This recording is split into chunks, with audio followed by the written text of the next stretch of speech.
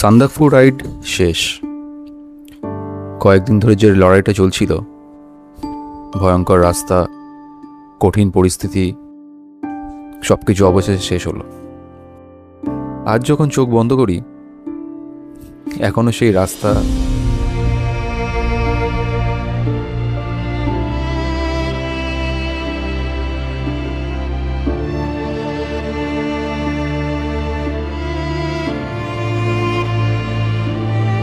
সেই অ্যাডভেঞ্চার আর সেই অবিশ্বাস্য সুন্দর দৃশ্যগুলো বারবার চোখের সামনে ভেসে ওঠে। এই স্মৃতিগুলো, এই অনুভূতিগুলো সারা জীবন সঙ্গে থাকবে।